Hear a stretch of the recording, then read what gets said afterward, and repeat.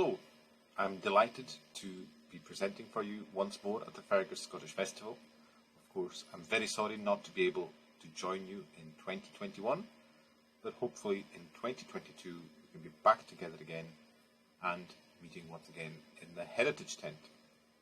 So today I'm going to give you a little talk about emigration from Scotland to Canada, and I'm going to do that through some songs and accounts, newspaper accounts and so on.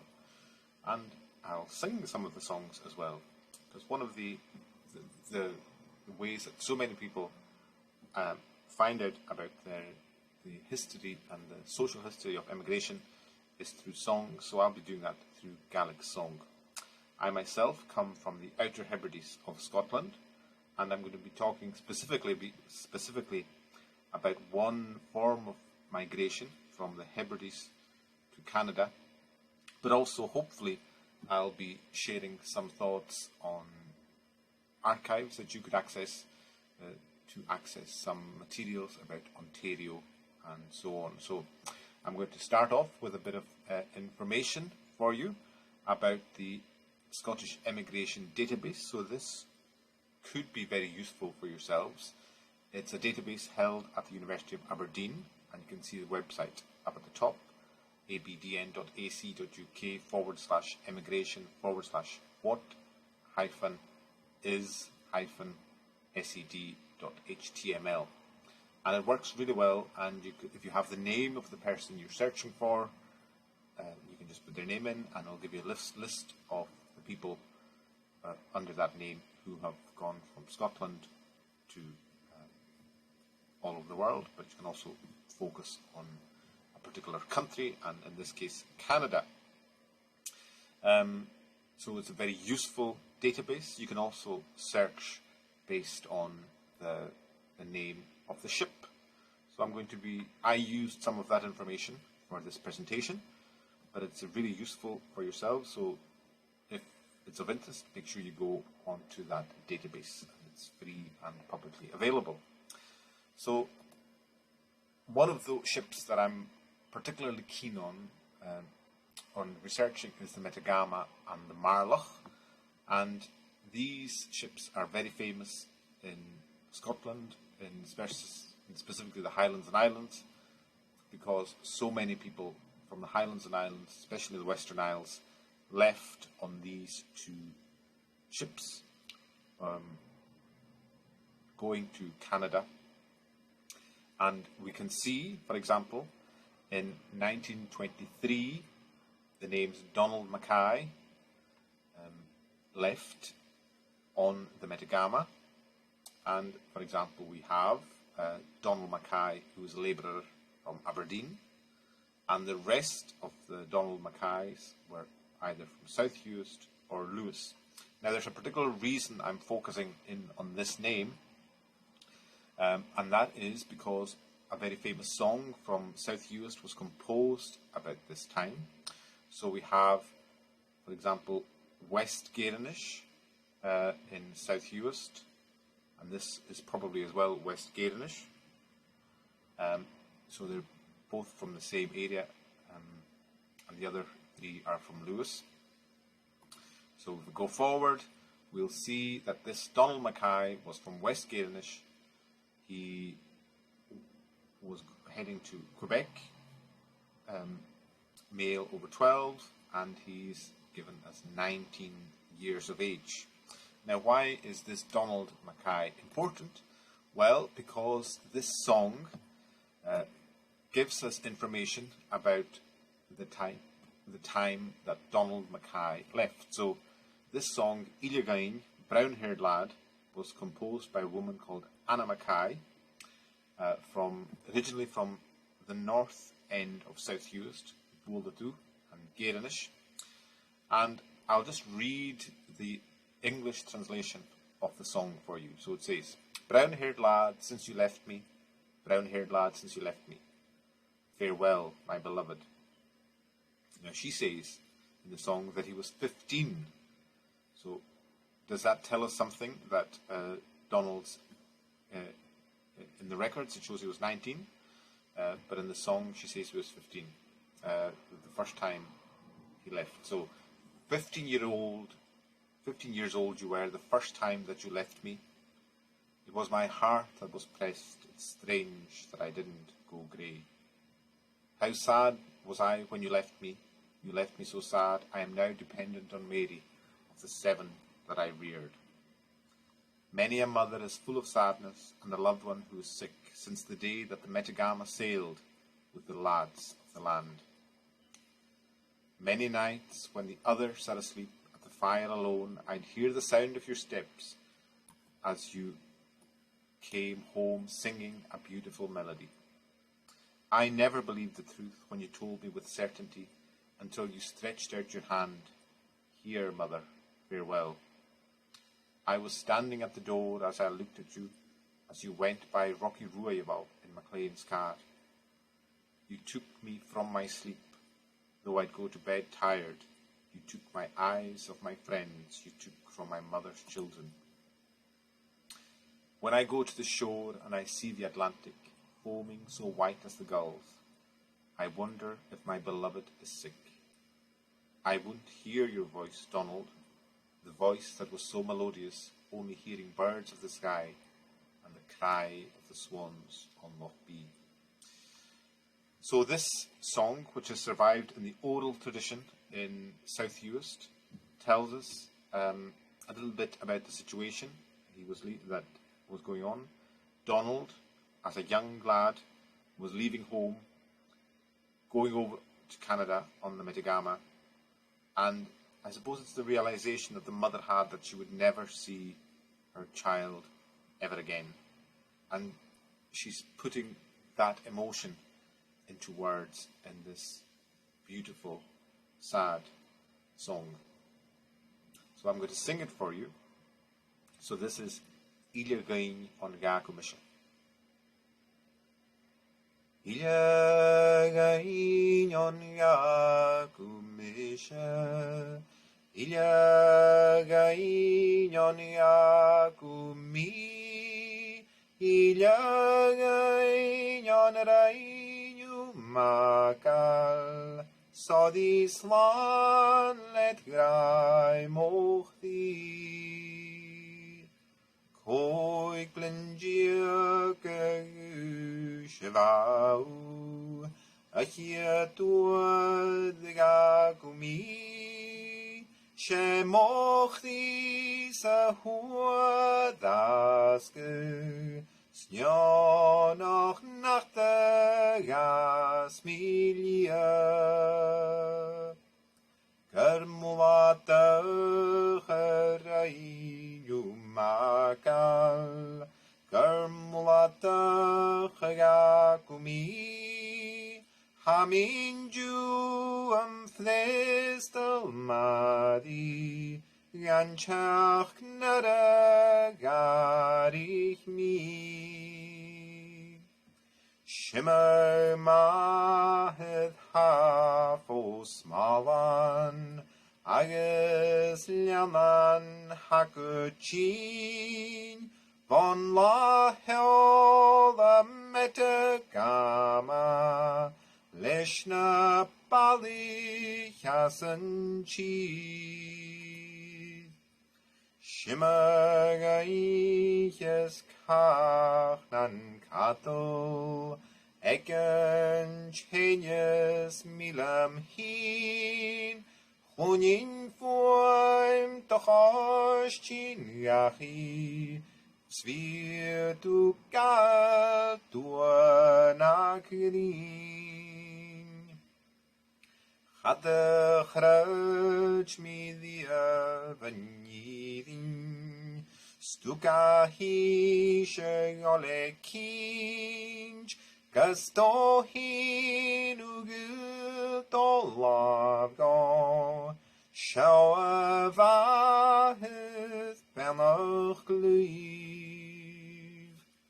Saunen am Hesu eken dares, Vami koye dasto ye, Shachat ruay val nangarach, Anse charapatek MacLean.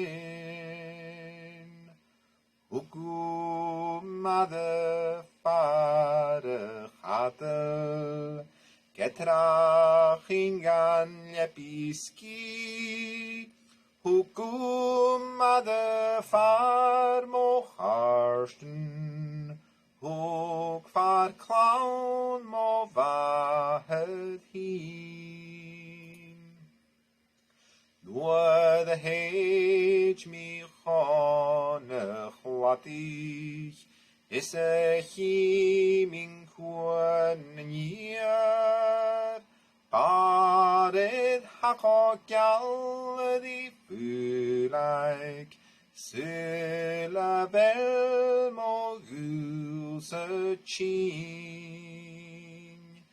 Chachwyn mi dogu gael Bial na nor an valium pin Ach a geistach geonja naer Skul na helle loch be. So that is the song which gives us lots of information from the time.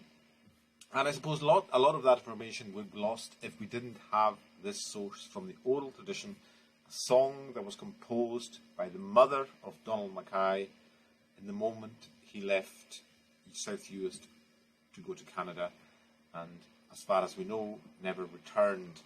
So that type of information is very useful in finding out more information. But I thought I would share this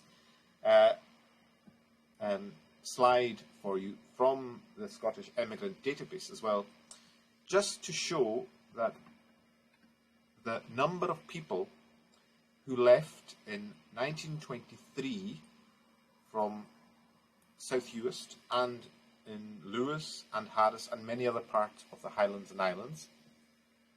So for example, if you put in the district or village of Uachtar, nowadays it's a village in the north end of South Uist with maybe 200, 250 people who live there.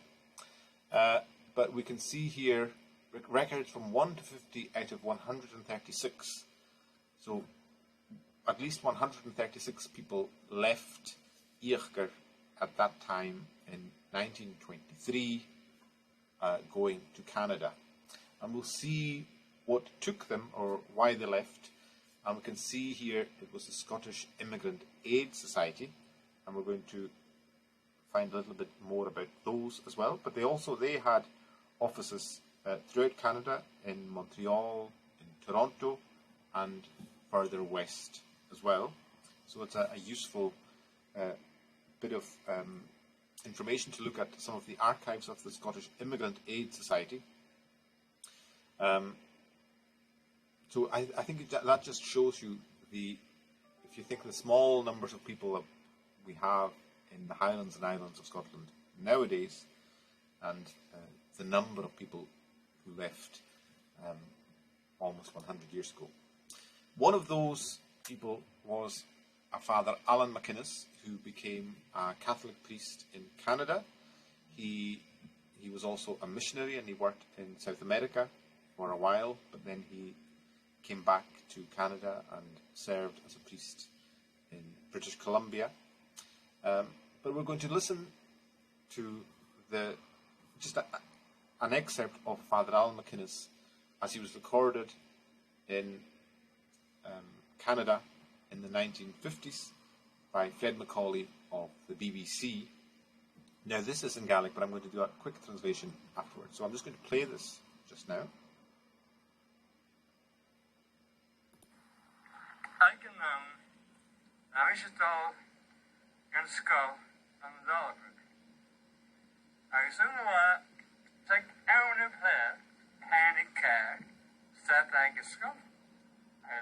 En ik ben blij, jullie meer.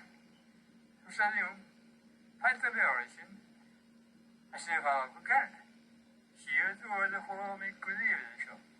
Hij is de harbe beeld is de ik kan dan hem wel zo. Hij is de ja ik kan ben eigenlijk is het skala dat zie je zo. I couldn't believe they who's blessed Scottish. What a tragedy. I was a child of 8 years old and I went to school, and that day at playtime I was having my play piece and my brother came to school to collect me and he said, "Gather your things from inside the school, we're going to Canada." I had no idea what was happening and I had no idea what was happening where Canada was. I didn't have very much English, but I went in to say farewell to the classmates and to the teacher, and the teacher said, "What a tragedy." So I think we can hear in the voice of Allan MacInnes there still the emotion of growing up in Uist with the family, the community and so on, and then suddenly one day that just being ripped away and being taken away to somewhere new. And he survived and he coped very well and he made a good life for himself. And but it's still, you can hear all those years later how much it affected him. So I think there's that information as well. So we're going to move on now to that journey that one of Father Allan MacInnes and many others from the Hebrideans did in 1923.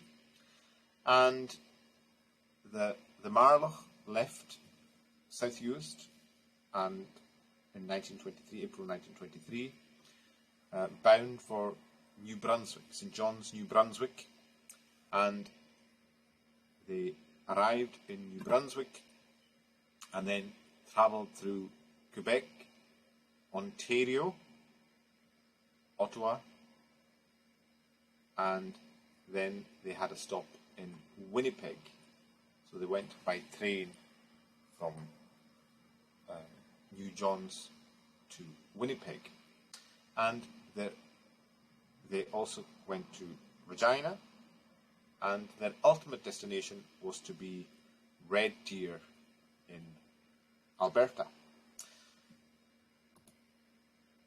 And they were, here we have Red Deer, and it was part of the Clandonald colony, and they were going to be moving as a community from the Hebrideans to Red Deer, and some went to Westlock as well, but around that area. So we have some information. Some of the Hebridean settlers were going to be reaching. I have to give thanks to the Red Deer archives for some of this information.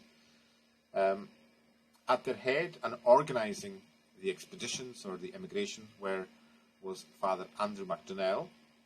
He worked he was a priest, a Catholic priest, but he also was an immigration agent, and he encouraged people from the Highlands and Islands to move to Canada, and they were going to be given some money, some work and some land, or they would have to buy some land, but they were going to be organised and so on. You can see here some of the press cuttings where people are encouraged to leave, and also I suppose there's a bit of stories going on about the areas they're leaving behind. They are leaving what is surely the unkindest corner of the empire for a country offering bounties with full hands. So many of the stories in the newspapers were extolling the virtues of a new life in Canada, and telling about the terrible situation they were leaving behind. One of those who also left at this time was a man called Allan MacDonald from Bornish, and then there he is, St. John's, New Brunswick, and he went with his wife and also his family, his children. And so he left with his neighbour, and another neighbour composed a song as if they were, as if the poet was the person who was leaving, so he spoke on their behalf. And as the poet was obviously very sad that they were leaving, but also put into feeling what he knew they would miss their community that they had left behind, and so on. So he composed the song Facal Bornish, Leaving Bornish. And I'm going to sing you a couple of verses, and then I'll give you a brief description of the song. Gyrmi va goroch y fagal fornish, and hages boye hanju von ring.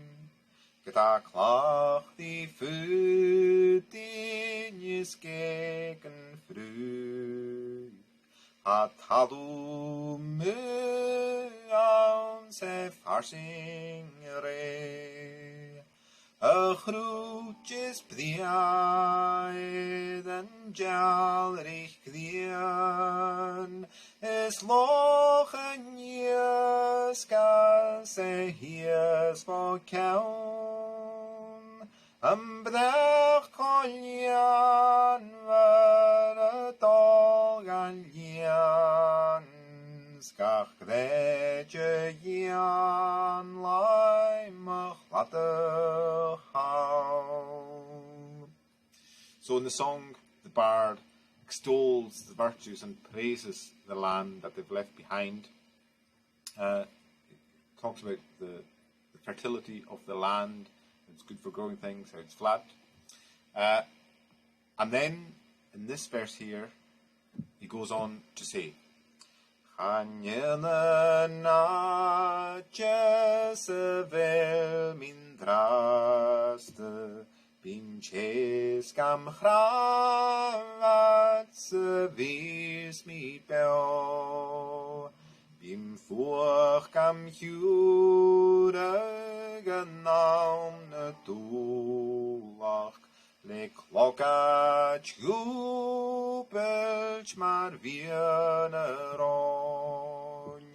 Chadjej bieth cheli, chadjian efem, ach sheter gelgin shodim veo, mi dolvam smunjin sandares dunje, snafai minu padil dolmo. So he goes on to say, there's no comparison to the place where I am just now. The heat is oppressive. The cold just is awful in the wintertime. With a doubled helmet, like the fur of a seal. I wouldn't go caling, I wouldn't go visiting. There's no use. But I have to keep going with the place where I'm alive. And I keep thinking that I can't go over to my neighbour, Donald. So I think they were obviously hopeful about a new life, but it was also a very difficult and different form of life and lifestyle.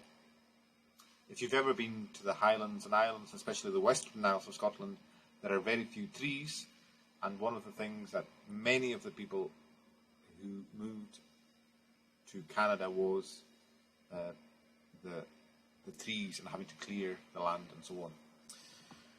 So there's a bit of information here. In 1923, 300 Hebrideans arrive in Alberta. Visions of a new land, new hopes, new opportunities, new plans, new happiness and new ideals occupied the minds of the 300 Hebridean settlers who passed through Calgary on their way to Red Deer and Edmonton districts shortly after 11 o'clock on Friday morning. Without exception, it would be safe to say that in all the train not one discontented nor unhappy person could be found. On the other hand, they were all bright and cheerful, although according to their own statements, they were somewhat tired after their long journey. The trip had not been attended by any illness to speak of, but there were minor colds reported, and during one rough day at sea, there was also seasickness.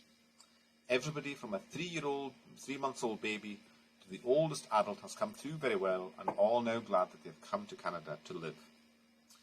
And a number of the party are settling in the Wetaskiwin district. So what we're finding in these reports is a lot of information in the newspapers is giving a very one-sided ideal or idea of the feelings of some of the settlers, as we know that not everything was as rosy, as perfect as is described, and there's further examples here. And it says, "It is not many weeks since the people of this district welcomed the arrival here of a large body of immigrants from the Hebrideans of Scotland. It was thought that there was a case of well-arranged immigration of a considerable number of thoroughly suitable settlers.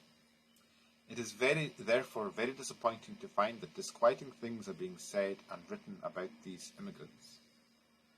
It is suggested that they are very disappointed with the conditions they have found here, that these were misrepresented to them before they left Scotland, that some at least are now in considerable straits financially, and that they have expressed strong resentment at their treatment." So there were these reports, and I think in that certainly anecdotal reports in songs and stories and so on, that people were not happy, that they didn't expect to be separated from their community, because they thought that they were going and to be settled near one another. And also, as we saw earlier on, it said that there was not illness. There certainly was illness, and in fact, some of those who travelled died on the journey, and they didn't survive. The person who was taking them over was Father Andrew MacDonell, and he took over thousands over a 10 to 15 year period, and eventually his license as an immigration agent was revoked because there were so many problems that people had expectations of what they were going to get. They didn't get those things when they went over. This is one of the stories. Again, so many of the sources can be found in non-English language sources, for example. So here is Roderick MacMillan, and he tells us about the life, and I'll play it, and then I'll give you a brief summary.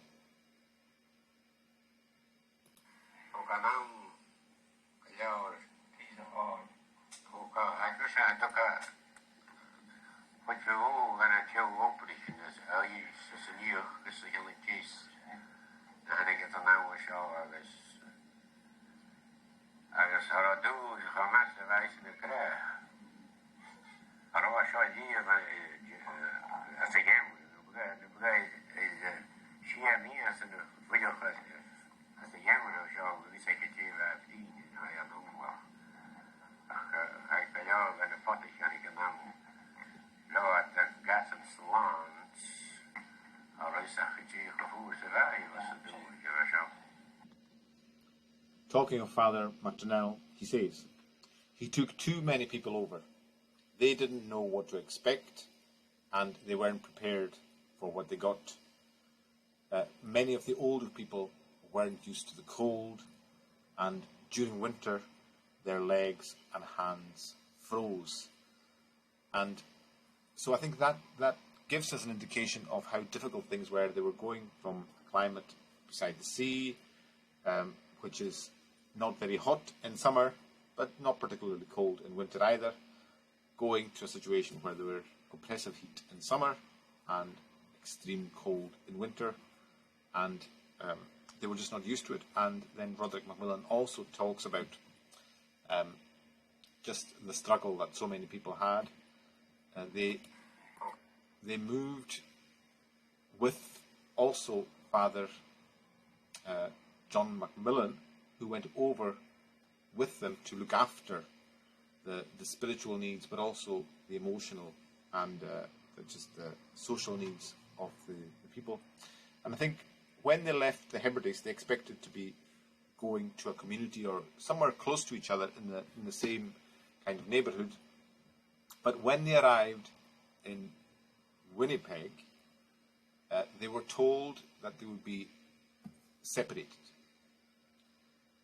Some of them, they were going to be separated between Alberta, Manitoba and Saskatchewan.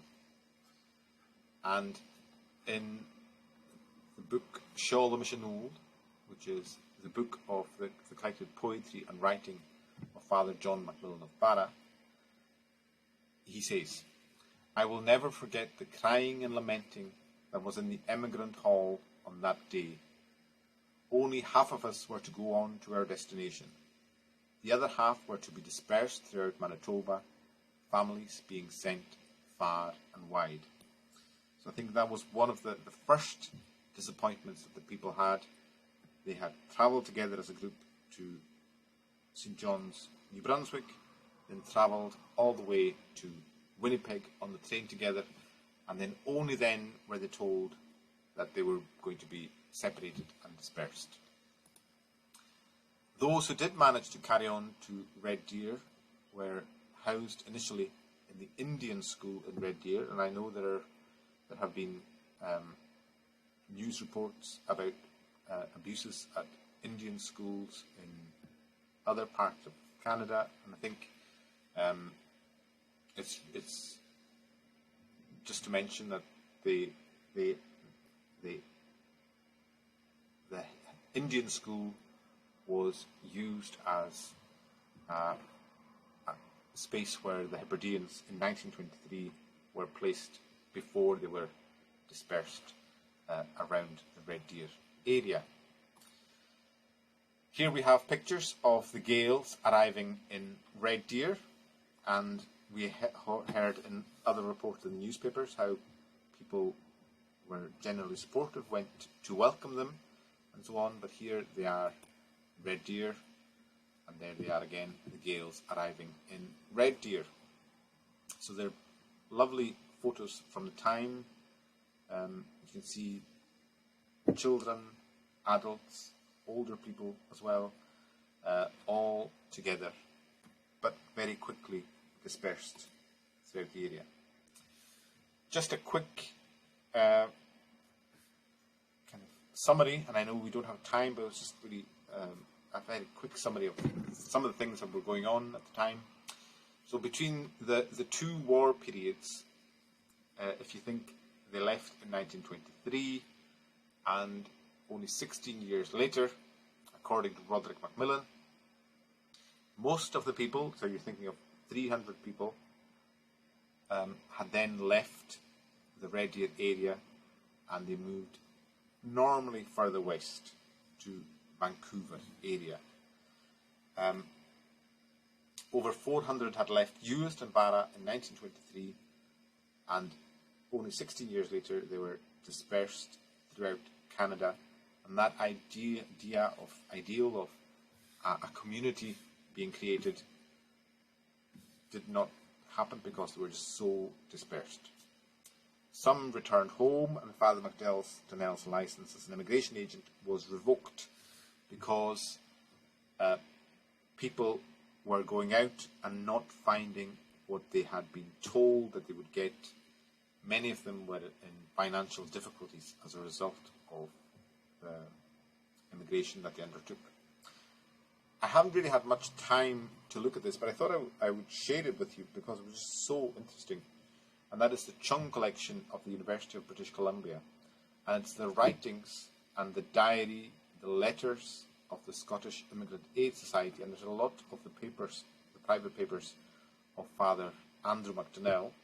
If you're interested in emigration from Scotland to Canada in the 1920s, I would highly, highly recommend spending time going through this archive. There's links to Ontario as well. Father MacDonell spent much of his time in Ontario, and then he went out to the Prairie provinces in preparation for people going out. But certainly he was putting people from Scotland in various locations throughout Ontario and also further east in Nova Scotia and so on. So there's a huge treasure trove, I think, of information in the Chung collection in the University of British Columbia, and it's freely available and it's digitized, so you should really have a look at that. I will make sure that you have the links sent as part of this presentation. As a quick recap on Father John MacMillan of Barra, it's a very famous pipe tune, but obviously was named after the priest himself. And it says, from Father Michael MacDonell, who's a parish priest in South Uist at the moment, and he said, on arrival at their destination in winter of the plains in Alberta, they discovered that the promised houses had not been built and provisions had not been stored to get them through the first winter. John MacMillan became the vociferous and courageous spokesperson of the emigrants, castigating the Canadian government and those responsible for the disaster that had befallen these people from the Highlands and Islands.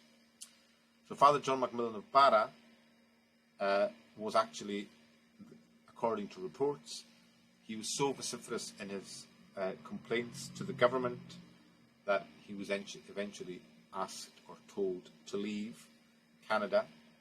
And so he came back, and on his way back from Canada, he composed this song, Shawl the Missionol. So I'm going to sing you a couple of verses of this song that was composed by Father MacMillan. Shawl the Missionol, Kotu ich moru, Kotu ich mogil agus moika, Chimie kachtiv na money in snurun. Letrus gandro flur anes onjan, ha ish mareval malanchen ulgrai, o bachlem avit havaun en koni, machichen povla shaligayera kanai, hakar kepeke fas on the seorne, shalamishnul kotu ich morun. Kotu ich mogil agus moika, Chimie kachtiv na money in snurun, Letrus gandro flur anes onjan. So that's a song that Father John MacMillan of Barra, who was over in Alberta, so supportive of the immigrants, composed on his journey back. But I also just thought to finish off, and I know this is a very whistle-stop tour, and I haven't really gone into great detail about the immigration from Uist and Barra to Alberta in 1923, but it'll hopefully give you a little bit of a taste of what's available in the archives, and also a little bit of the social history, and I suppose looking at some of the different forms that you can get information in archives through song, through newspaper cuttings and so on. But I also thought I would share this archive with you, and this is Thoperin Dualchish Kistervichus. It is a database of over 40,000 hours of recordings from Scotland and Canada, mainly from Scotland, but there's some from Canada as well, in Scottish Gaelic, Scots and English.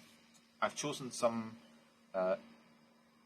English language archive material for you today, and it is from Malcolm MacDonald. And the summary of the track, he talks about the Gaelic church services that were held in Tiverton, Ontario, and he talks about his own family as emigrants to Ontario. And then there's information about families from the island of Tiree, again in the Hebrideans, moving to Bruce County, not so far away from Fergus. And the contributor discusses why so many settlers came from Bruce County, Ontario, and then moved to Manitoba. So I think what we have to remember is that so many people, in terms of the emigrant database, will go to a particular port, but then they would move very quickly and settle in one place, but they weren't necessarily going to stay in that one location. So here we have people who were moving from Tiree to Bruce County and then on to Manitoba, and talks about how they moved from Ontario to Manitoba as well. So these tracts are in English, and they give really useful information and great social history about how people moved and the immigrant experience. So I think, just to finish off, it was a bit of a whistle-stop tour, but if you are interested in finding out more information about immigration from Scotland in the 1920s and onwards to Canada, feel free to drop me a line. I've become really interested in this in the last number of years, and I think with the anniversary coming up in 1923, I'm very keen to speak to more people and find ancestors of those who went over. I think it would be great to link up and find out what's been happening 100 years on. So thank you very much for joining us today. Thanks to the Fergus Scottish Festival for organising this. And it's Marsin Leave in the last.